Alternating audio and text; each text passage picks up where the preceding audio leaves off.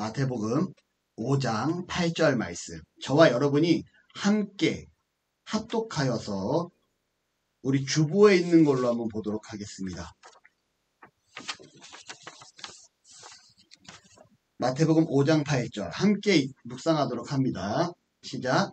마음이 청결한 자는 복이 있나니 그들이 하나님을 볼 것이며. 아멘. 여러분, 오늘 말씀 제목이 뭐라고요? 마음이 청결한 자는 복이 있나니.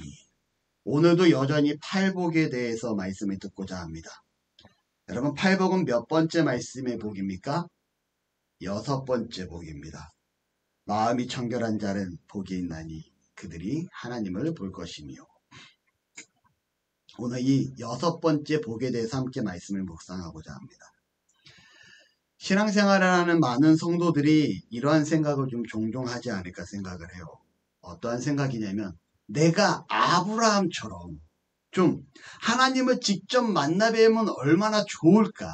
내가 모세처럼 하나님을 좀 직접 만나봤으면 얼마나 좋을까? 아니면 하나님께서 사람에게 말하듯이 내게 직접 좀 상하가 라고 하듯이 말씀해 주시면 어떨까?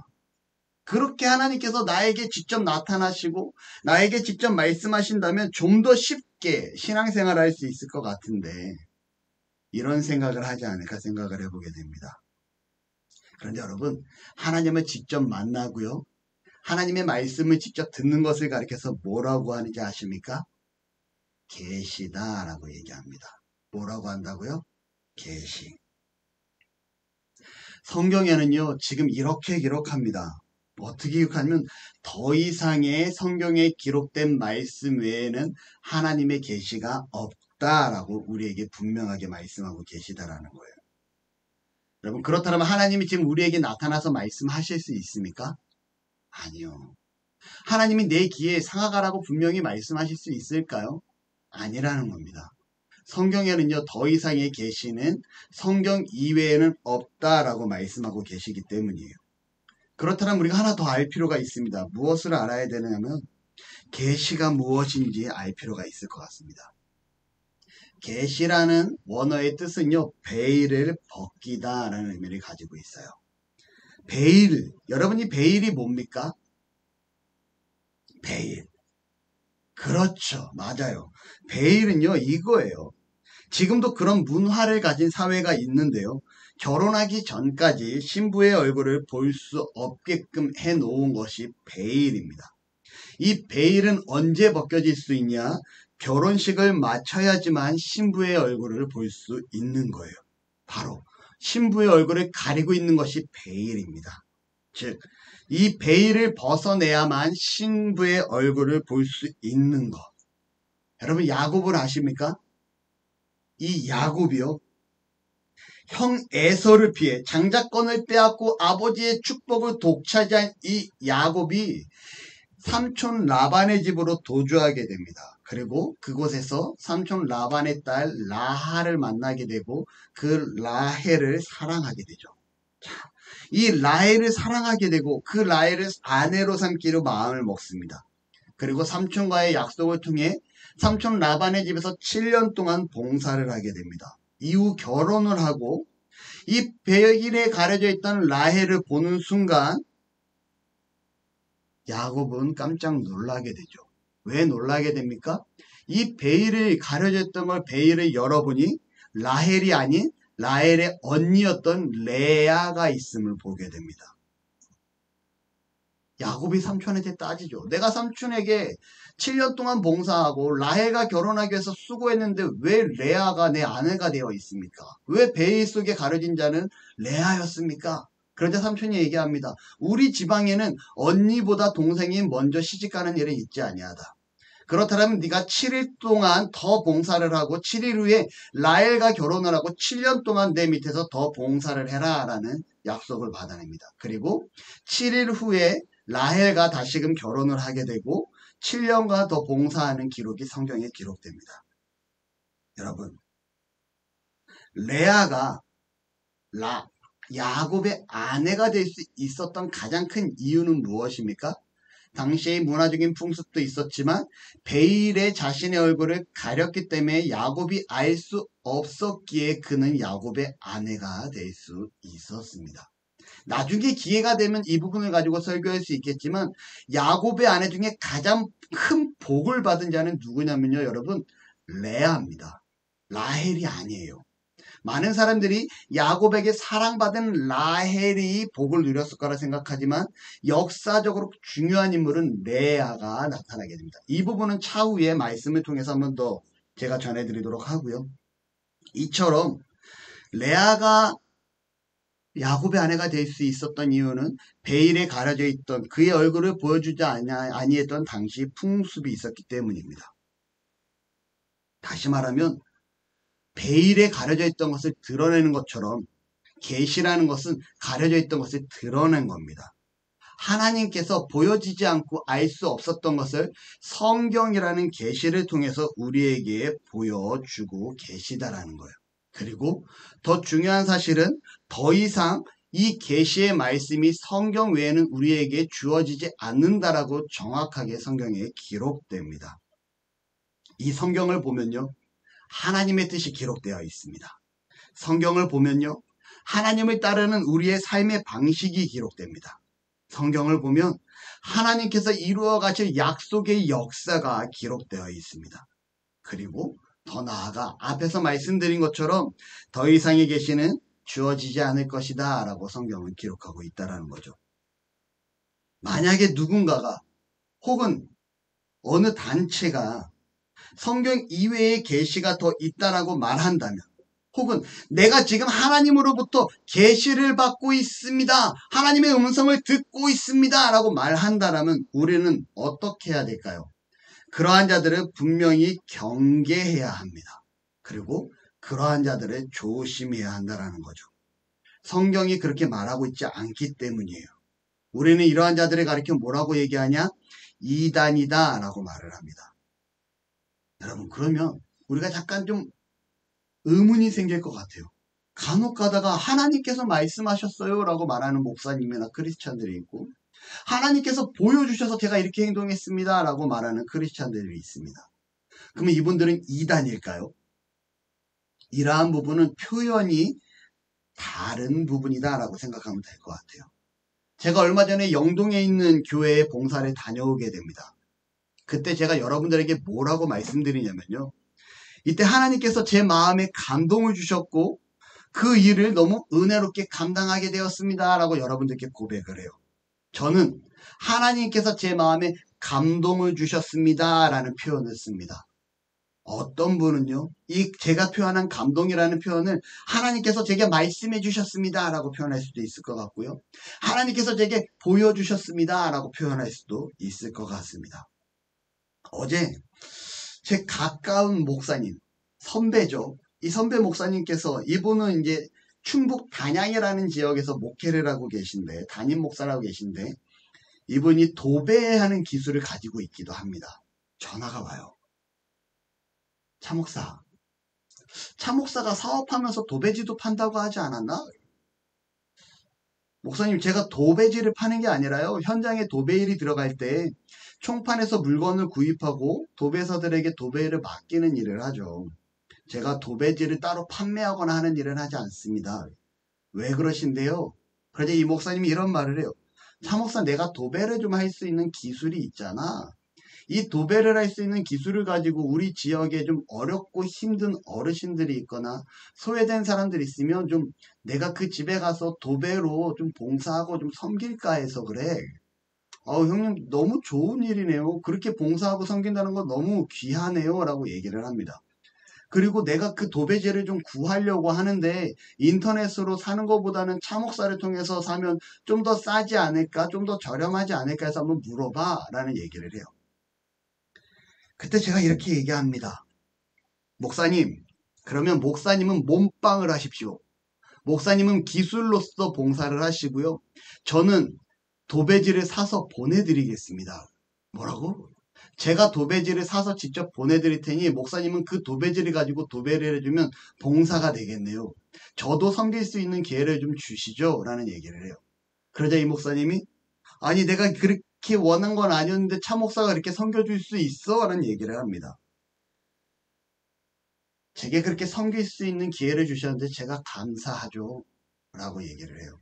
여러분, 저는요, 왜 그런 대답을 했을까요? 제가 왜 도배지를 사서 보내겠다라는 말을 했을까요? 왜 제 돈에, 제 생활에 비용을 지출하겠다라고 얘기했을까요? 이유는 간단합니다. 마음 가운데 섬기고자 하는 성령 하나님의 감동이 내 안에 있었기 때문에 그래서 보내드리기로 합니다. 누군가는 이러한 감동을 하나님께서 내게 말씀하셨으니까 제가 그걸 보내드립니다라고 얘기할 것 같고요.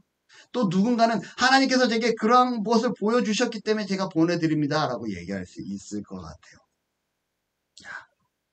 그리고 이러한 감동에 주의할 점이 있습니다. 내가 하고 싶은 일인 건지 아니면 하나님의 말씀 안에서 순종하고 성령의 감동으로 진행된 것인지 구분해 봐야 합니다.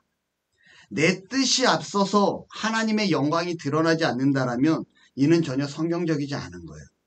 제가 만약에 이 도배지를 보내드림에 있어 제가요 그 도배지 보내드릴게요. 그 여기저기서 제가 도배지 보내는 섬기는 일을 했다니까요. 제가 이거 했다니까요. 제가 잘난 척하고 자랑하고 다닌다면 하나님의 영광이 드러나지 않습니다. 이건 전혀 성경적이지 않다라는 거예요. 근데 그러한 일을 하면서 하나님 앞에 감사하고 하나님 내가 이러한 일을 섬길 수 있게 해주심에 고맙습니다라는 자세가 있다면 이는 지극히 성경적인 거고 바른 모습이라는 거죠. 세상은요, 제 의도가 드러나고 하나님의 영광이 드러나지 않아도 그러한 모습을 가리켜 선행이다라고 말할 수 있을 것 같아요. 하지만 성경은 그러한 모습을 가리켜서 의롭다라고 말하지 않습니다. 내 의지가 드러나는 것을 하나님의 뜻이라고 말한다 해도 그거는요, 결코 하나님이 영광받지 아니한다라는 거예요. 이 행동이 이러한 모습이 내 안에서 주는 이 감동이 성경적인가 성경적이지 아니한가 하나님의 뜻인가 하나님의 뜻이 아니한가를 구분할 수 있는 길은 여러분 아주 간단합니다. 성경에 비춰볼 때 성경이 이 행동을 어떻게 말하고 있는지에 따라서 이건 하나님이 원하시는 길인지 아닌지 우리는 판단할 수 있다라는 겁니다. 즉 성경만이 하나님의 뜻과 방향과 의도를 우리가 알 수 있게 하는 유일한 계시의 책이라는 거예요. 오늘 말씀 내용이 무엇입니까? 마음이 청결한 자는 복이 있나니 그들을 하나님이 볼 것이며. 아니 목사님 오늘 말씀은 마음이 청결한 자는 복이 있나니인데 왜 하나님의 계시와 하나님의 뜻을 말씀하시는 겁니까? 라고 질문이 생길 수도 있을 것 같아요. 마음이 청결한 자는에서 마음이 청결하다라는 단어는요. 카타로이라는 단어로 쓰여지고 원어로는 카타로스입니다. 이 카타로스는 깨끗해지다, 순수해지다, 정화되어지다 라는 뜻을 가지고 있어요. 여러분 뭔가 좀 비슷한 단어가 하나 생각나지 않습니까? 우리가 자주 쓰는 단어 카타르시스가 있습니다. 카타르시스, 이 카타르시스의 원형이 바로 카타로스예요. 어떨 때 우리가 카타르시스를 경험합니까? 영화나 드라마 혹은 연극이나 뮤지컬 같은 것들 아주 감동적인 걸 봅니다. 그런 걸 보고 내 마음이 감동이 돼서 눈물이 쏟아져요. 이걸 카타르시스라고 합니다. 혹은 내 마음이 너무 힘들고 너무 고통스럽고 너무 어려울 때 누군가에게 이 어려운 상황을 고백하고 눈물을 펑펑 쏟으며 얘기할 때 이 흘리는 눈물을 가리켜서 여러분 무엇이라 하냐? 카타르시스라고 해요. 여러분 눈물을 뻥뻥 흘리고 나면 어떠한 현상이 발생되냐면요. 마음이 후련해지게 됩니다. 감정이 해소되게 돼요. 이러한 상태를 카타르시스의 상태다라고 얘기를 합니다. 우리가 알고 있는 유명한 철학자 아리스토텔레스는요. 카타르시스에 대해 이렇게 얘기해요. 슬픔이나 두려움 같은 그러한 감정의 연극을 통해 우리가 간접적으로 경험하며 마음이 정화되는 것이 카타르시스다라고 얘기합니다.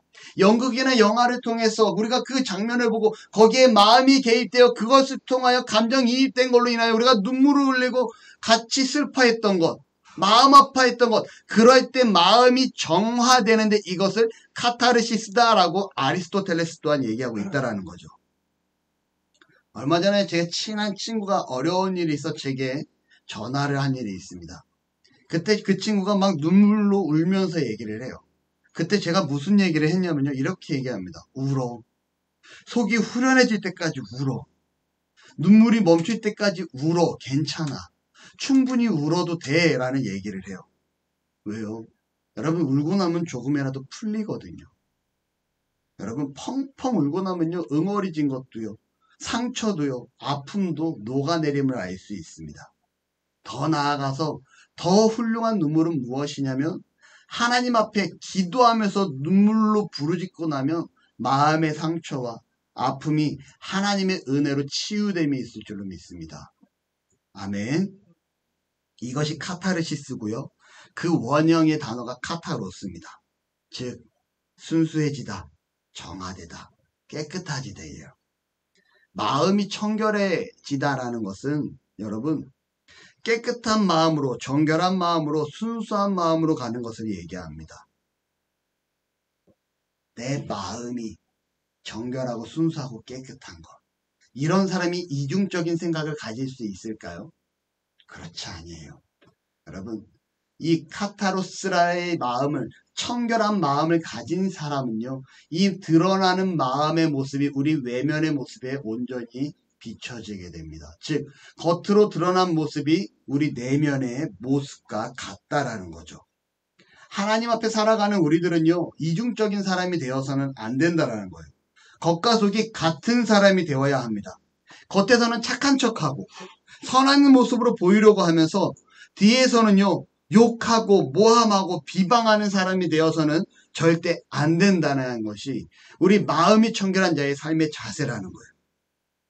예수님의 제자였던 가룟 유다를 아실 겁니다. 그는 어떠한 자였습니까? 여러분이 아는 가룟 유다는 무엇을 저지른 자입니까? 그렇죠. 예수를 팔아버린 자입니다. 그가 왜 예수님을 팔아넘길 마음을 갖게 되었을까요? 가룟 유다는요, 예수님을 위하여 살아간 자가 아닙니다. 가룟 유다는요, 예수님을 수단으로 생각했고요. 예수님을 따르는 것을 통하여 그는 무엇을 생각했냐? 나중에 로마의 식민지에서 벗어나고 예수가 왕으로 등극할 때 내가 한 자리 차지하겠노라 라는 생각을 가지고 예수를 따르던 자였다라는 겁니다. 이 한 자리 차지하기 위해서 3년이라는 시간 동안 예수님을 따라다니며 그가 수고합니다. 예수님이 예루살렘에 입성하실 때 수많은 군중들과 함께 종려나무 가지를 흔들고 겉옷을 펴며 그 가룟 유다 때문에 외칠 거예요. 뭐라고 외칩니까? 호산나 하리로다. 다윗의 자손 예수여 우리를 구원하소서 하며 군중들과 연합하여 가룟 유다도 함께 하나님 앞에 예수 그리스도를 향하여 외쳤다라는 거죠. 우리를 구원하소서. 하나님 앞에서 우리를 구원하소서는 죽음에서, 죄악에서, 저 지옥에서 구원하소서였지만 가룟 유다에게 있어서 우리를 구원하소서는 저 로마의 압제에서, 로마의 식민지에서 우리를 구원하소서라는 정치적인 생각으로 그는 외치기 시작을 합니다. 자, 예루살렘에 입성한 예수님은 이제 어디로 가야 됩니까? 헤롯의 궁으로 가야 됩니다. 헤롯 왕에게 쳐들어가서 그의 왕권을 내리고 쿠데타를 하든 그를 어떻게든 예수님께서 그 왕자리 차지해야 되는 게 가룟 유다의 계획이었어요. 그의 머릿속에 시나리오였습니다. 그런데 가룟 유다가 어떻게 합니까? 그는 그렇게 행동하지 못했다라는 거예요. 어떻게 합니까? 예수의 모습을 보니 예수님이 헤롯의 궁으로 가는 것이 아니라 예루살렘 성전으로 갑니다. 그리고 그곳에서 물건을 파는 자들과 환전하는 자들을 내쫓으며 내 아버지의 기도하는 집을 강도의 집으로 만들었도다 하며 그들에게 징계하고 분노하는 예수님의 모습을 보여줍니다. 안 그래도 대제사장들이 예수님을 붙잡기 위해서 혈안이 되어 있는데 더 큰 빌미를 만들어주는 이 모습에 가룟 유다는 실망하게 되었다라는 거죠. 왜 예수님께서 저 헤롯 왕에게 간 것이 아니라 저 정도 정치적인 이슈와 수많은 군중들이 따르는데 왜 로마로 향한 것이 아니라 왜 하나님의 예루살렘 성전으로 갔냐 여러분. 결과적으로 가룟 유다는 어디로 갑니까? 대제사장을 찾아갑니다. 예수를 죽이기 위해 빌미를 찾고 있는 그 대제사장을 찾아가고요. 대제사장에게 은 30에 예수님을 팔아버리기로 결탁합니다. 여러분, 가룟 유다와 같은 자가 겉과 속이 다른 자라는 거예요. 신앙생활을 열심히 하는데 속마음은 다른 데 있습니다. 예수님을 열심히 3년 동안 따라다니고 수고하고 헌신하며 최선을 다했는데 그의 속마음은요, 예수님을 따라가며 그 안에서 순종하며 그 뜻을 이해하는 것이 아니라 어떻게 합니까? 자신의 정치적인 욕망을 채우고자 하는, 예수님을 수단으로 이용하고자 하는 겉과 속이 다른 사람이었다는 것을 우리는 말씀과 역사를 통해 알 수 있습니다. 신앙생활하면서 열심히 봉사합니다. 열심히 11주합니다. 열심히 주일 성수합니다. 그런데 그 마음은요, 하나님의 영광을 위하여 성도로서 당연한 의무로서 하는 것이 아니라 이 일을 통하여 어떻게든 복을 받아야지라는, 내가 이 일을 통하여 어떻게든 하나님으로부터 보상받아야지라는 생각이 더 가득하다라는 거예요. 겉과 속이 다르다라는 겁니다. 가룟 유다가 왜 마리아의 향유를 부은 사건을 불쾌하게 생각합니까?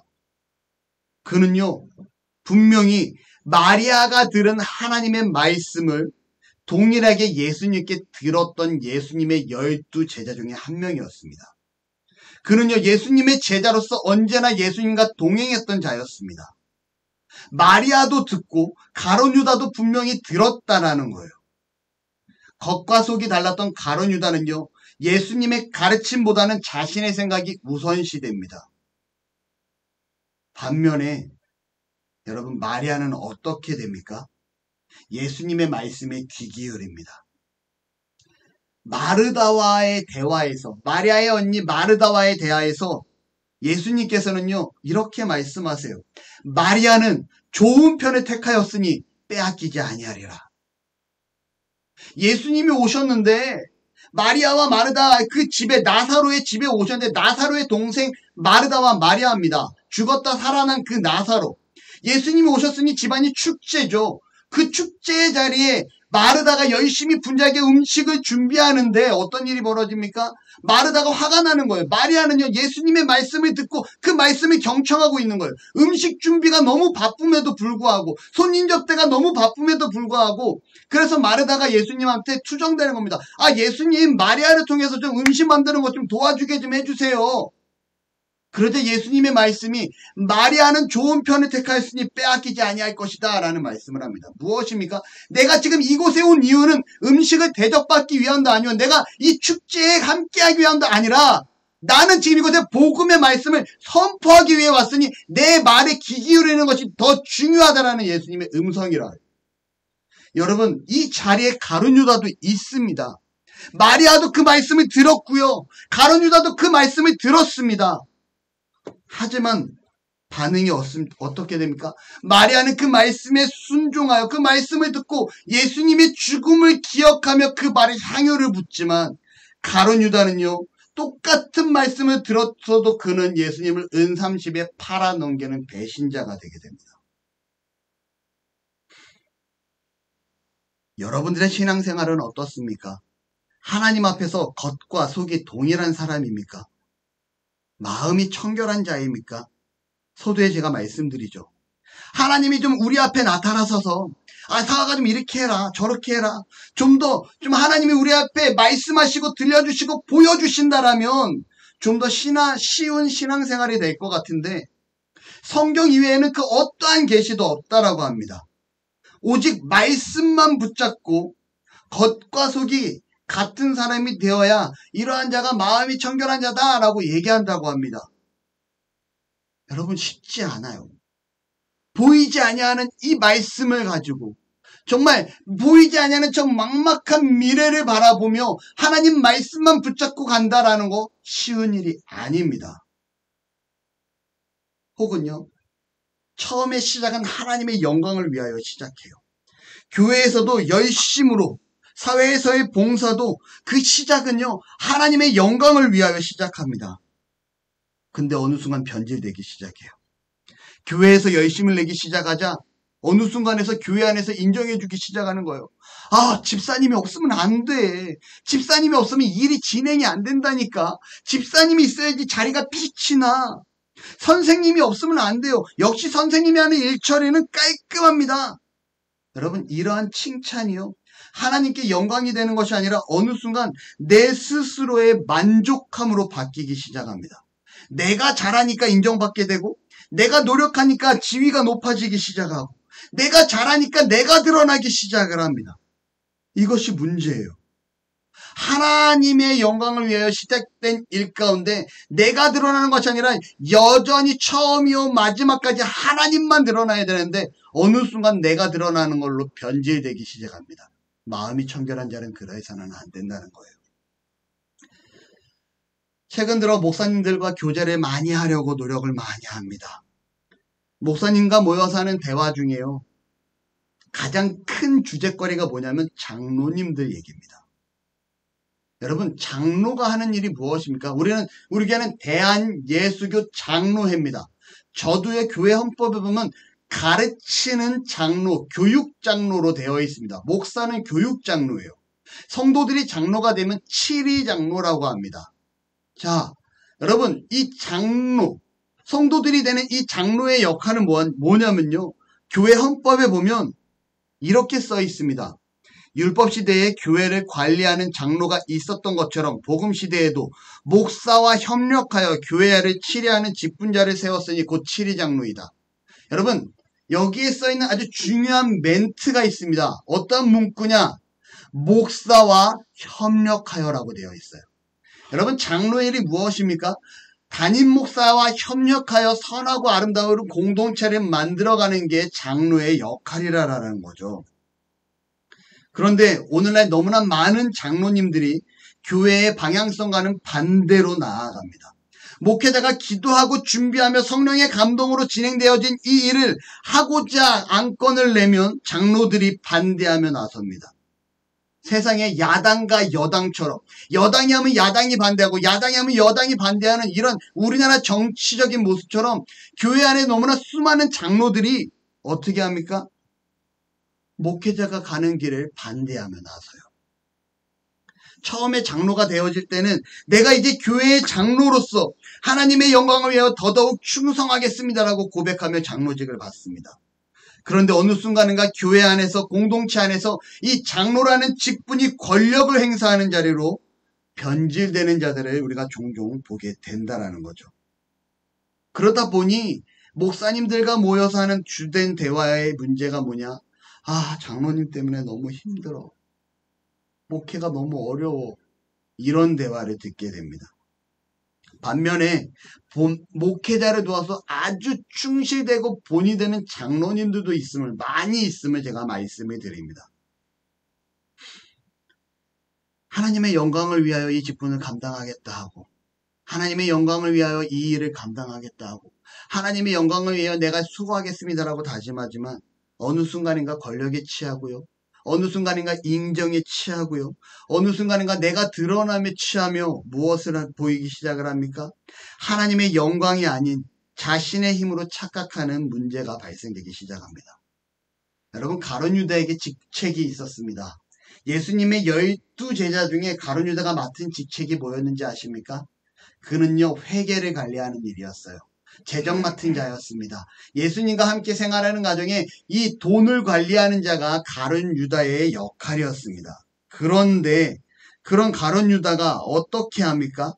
마리아가 300데나리온이나 되는 향유를 예수님의 장례를 위해 그 발 위에 붓자 한 여인이 지극히 그 아름다운 헌신을 보자 지금 가룟 유다가 이 마리아를 질책하며 나섭니다.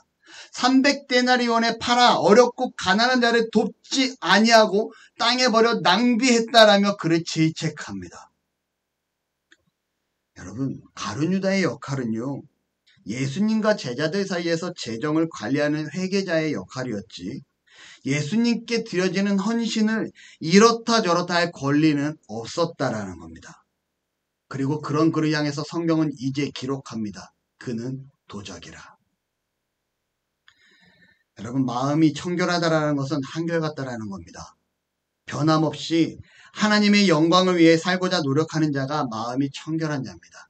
이 마음이 변질되지 아니하고요, 겉과 속이 이중적으로 드러나지 아니하고요, 이 마음에 있는 이 중심, 하나님을 향한 열정이 그대로 세상에 온전히 드러날 때 그러한 자가 어떠한 자냐? 마음이 청결한 자다라고 얘기합니다.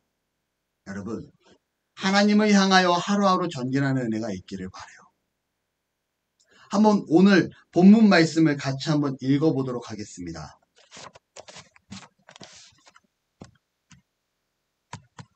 함께 있습니다. 시작. 마음이 청결한 자는 복이 있나니 그들이 하나님을 볼 것이며. 여러분, 이 복의 결론이 무엇이냐면요. 하나님을 볼 것이며 라고 얘기합니다. 하나님을 본다고 해요. 즉 하나님을 만나게 된다라고 합니다. 제가 아까 이런 말씀드리죠. 하나님이 먼저 나타나셔서 이렇게 해라, 상아가 이렇게 해라, 저렇게 하라고 들려주시고 말씀해 주시고 보여주신다라면 우리가 아주 좋을 것 같은데 오늘 성경은요. 마음이 청결해야지 하나님을 본다라고 얘기합니다. 아까 제가 말씀드린 것, 우리가 신앙생활을 하는데 아주 쉽게 신앙생활을 하려면 하나님이 먼저 우리 앞에 나타나셔서 좀 보여주시면 쉬울 것 같은데 오늘 말씀을 보니 180도 순서가 바뀌어 있습니다. 어떻게 됩니까? 우리가 하나님의 영광을 위하여 나아갈 때, 하나님을 위하여 수고할 때, 하나님을 위하여 변질되지 아니함으로 온전히 전진할 때, 그때야 비로소 하나님은 우리에게 보여주신다라고 얘기합니다. 여러분, 우리가 매 순간 마음이 청결한 자로 하나님의 영광을 위하여 살아갈 때 우리는 살아계신 하나님을 알 수 있고요. 하나님을 느낄 수 있고요. 나와 함께 하시는 분임을 알게 됩니다. 이게 바로 하나님을 보게 되는 거예요. 제가 이번 달 초에 아내한테 얘기합니다.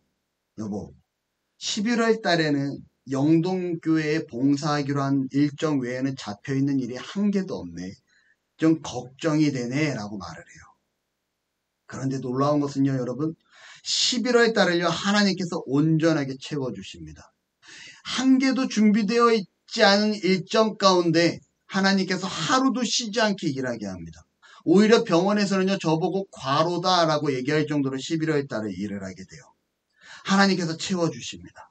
그리고 놀라운 것은 그 전달보다도 매월 똑같은 금액으로 정말 필요한 액수만 정확하게 채워주시는 그 하나님께서 이번 달은 더 벌게 해주셨어요. 놀라운 은혜죠. 그래서 제가 계산적인 사람 아닙니까? 제가 그래서 이번 달 얼마를 더 벌었는지 순수하게 아주 계산을 해봅니다. 여러분, 놀라운 사건이 벌어지죠. 여러분, 제가 얼마를 더 벌었냐면요. 영동에 왔다 갔다 하면서 지출한 비용, 하나님 앞에 내가 헌신하겠습니다라고 쓰여진 그 비용만큼 더 벌린 걸 제가 보게 됩니다. 여러분, 하나님은 살아계시더라고요. 제가 그 하나님을 이렇게 바라보게 됩니다. 없는 가운데 헌신하며 나아갔더니 하나님께서 필요한 걸 채워주셨고 마음 가운데 드리고자 했던 그만큼 정확하게 하나님께서 더 벌게 해주셨음을 제가 어제 결산을 하며 보게 됩니다.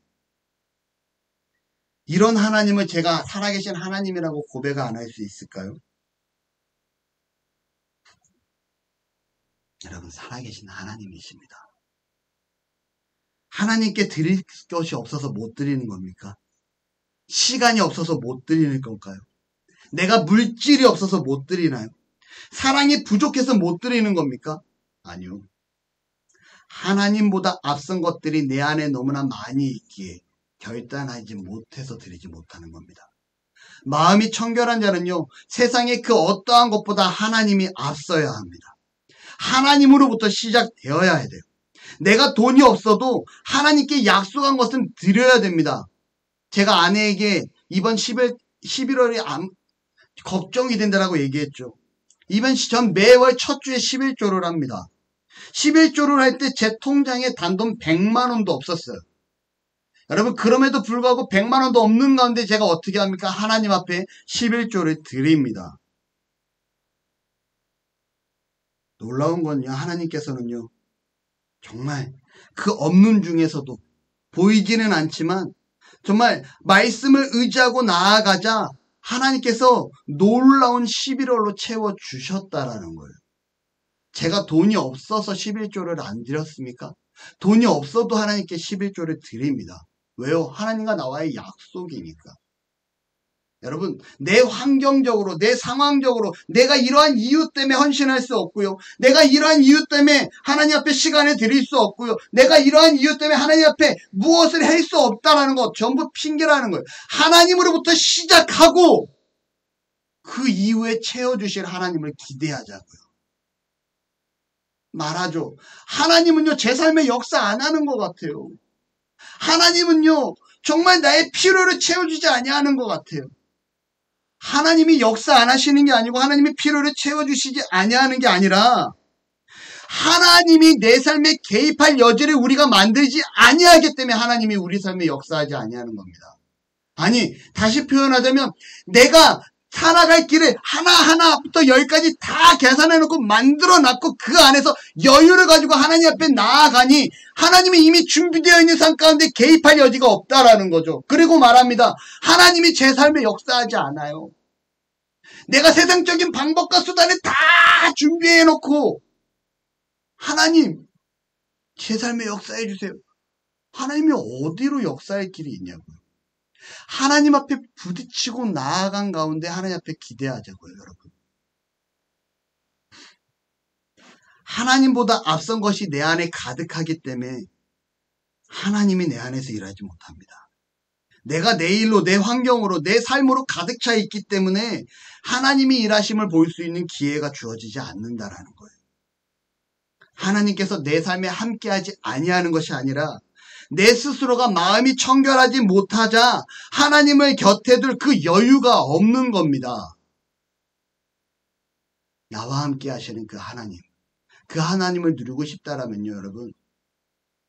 우선 내 것을 계산하고 내 것을 생각하고 내 것을 고민하는 것이 아니라 하나님 앞에 먼저 서자고요.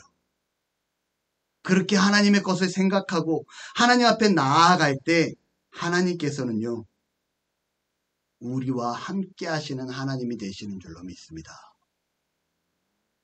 말씀이 결론을 맺습니다. 마음이 청결한 자는 복이 있나니 하나님을 볼 것이며 하나님의 영광을 위하여 살아갈 때, 다짐하고 노력할 때 우리는요, 우리와 함께 하시는 그 하나님을 느끼며 경험하게 됩니다. 더 나아가 그 마음이 청결한 삶을 통해 하나님을 보게 되는, 하나님을 누리게 되는 그러한 삶을 살아가게 될 줄로 믿습니다. 그러한 우리 나눔의 성도님들이 되시기를 축복하며 축원합니다. 사랑하는 하나님, 참으로 감사합니다. 우리를 사랑하시고 이렇게 주 앞에 예배하는 예배자를 세우셨으며 이렇게 함께 말씀 가운데 듣고 깨닫고 기도하게 하신 하나님의 사랑과 하나님의 은혜 참으로 감사를 드립니다. 하나님, 오늘의 말씀처럼 우리의 삶이 하나님 앞에 더욱더 바로 서게 하시고 우리의 삶이 하나님 앞에 기쁨이 되어지는 은혜가 있기를 원합니다. 하나님의 공간을 우리가 빼앗지 아니하게 하시고 온전히 하나님만을 바라며 하나님만을 의지하며 살아나아가는 그러한 은혜가 있게 하여 주옵소서. 하나님 사랑합니다. 우리의 삶을 통하여 역사하시고 살아계신 하나님이 우리와 함께하는 은혜를 누리는 복이 있게 하여 주시옵소서. 이제는 우리 주 예수 그리스도의 은혜와 하나님 아버지의 놀라우신 사랑하심과 성령 하나님의 함께하심이 말씀을 듣고 정말 마음이 청결한 자가 되기 위하여 다짐하며 나아가는 우리 나눔의 가족들, 나눔의 성도들, 나눔교회 머리 위에 지금으로부터 영원토록 함께 있을지어다.